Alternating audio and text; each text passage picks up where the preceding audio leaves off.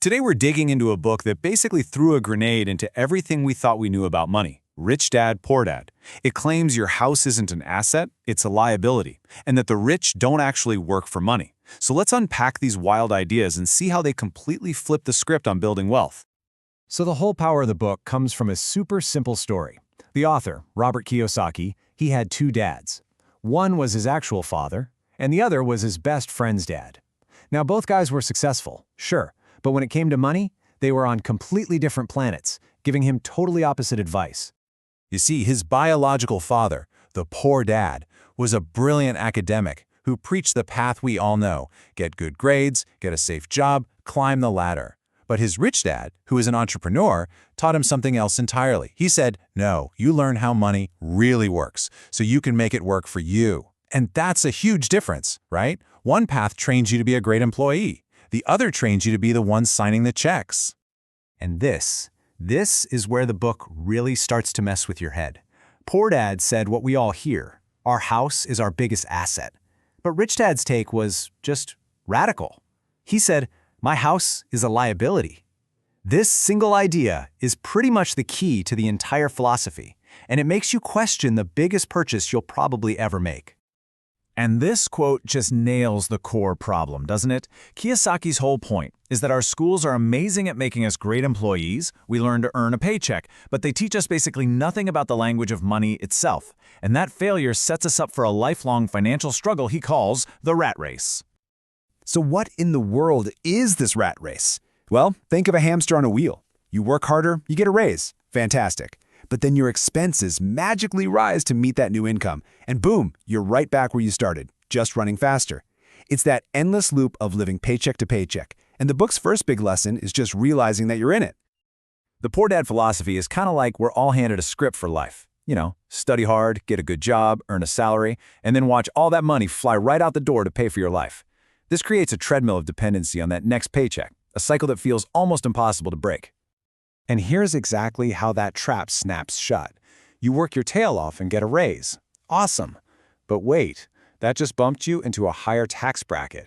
So with what's left, you upgrade your life. Bigger house, nicer car, and suddenly your bills are bigger than ever, and you're broke again, just at a higher income level. And it's that fear, the fear of not being able to pay those new, bigger bills, that keeps you chained to that job. You're trapped.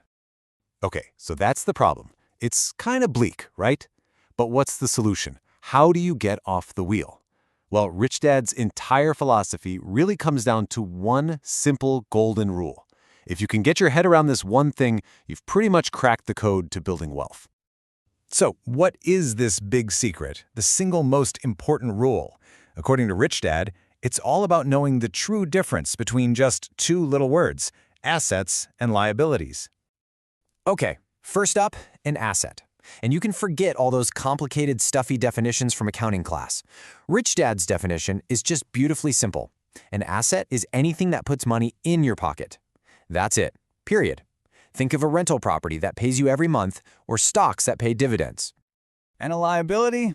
Well, you guessed it, it's the exact opposite. A liability is anything that takes money out of your pocket. This is your car loan, your credit card debt, your mortgage. And yep, this is where your house comes in. Because every single month, it's taking money out of your pocket for the mortgage, for taxes, for insurance, for repairs. So here's the bottom line. A huge salary doesn't automatically make you rich. Not at all. Real wealth is about how much of that money you can keep and then turn into things that make more money for you.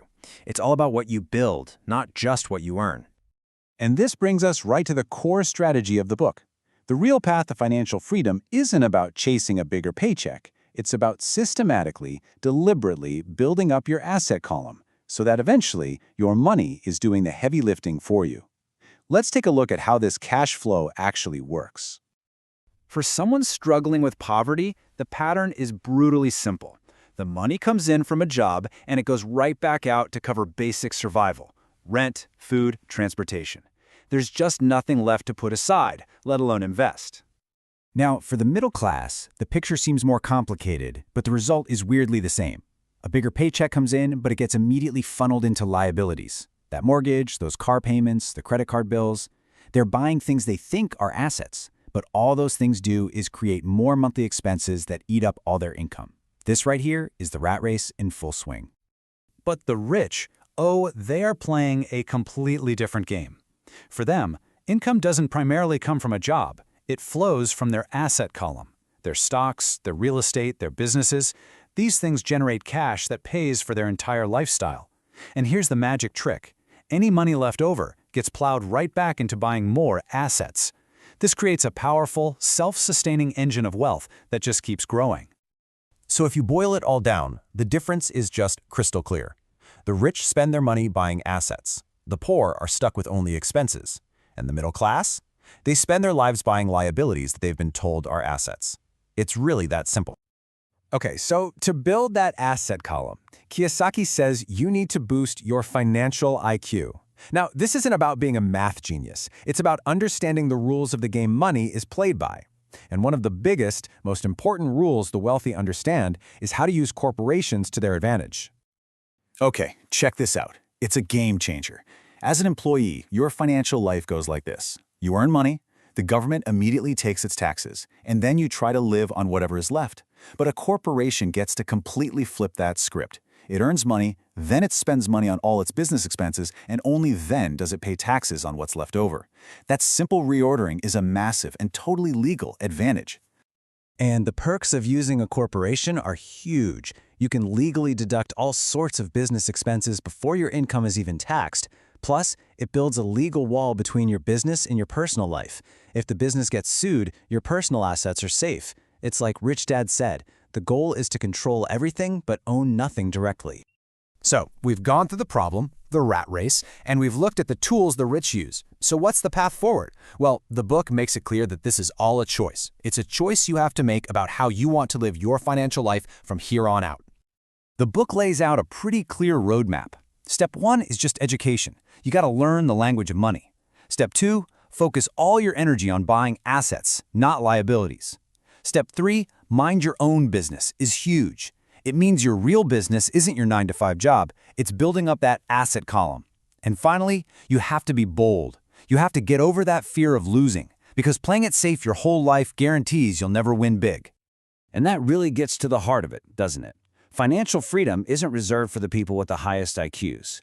According to this philosophy, it's for the people who have the guts to learn a different way, to take action, and to step off that well-worn path everyone else is on. So in the end, it all just boils down to this one powerful question. It's a challenge to look at your own life, your own bank account, and ask yourself with total honesty, are you spending your life working for money? Or is your money working for you? The choice really is yours.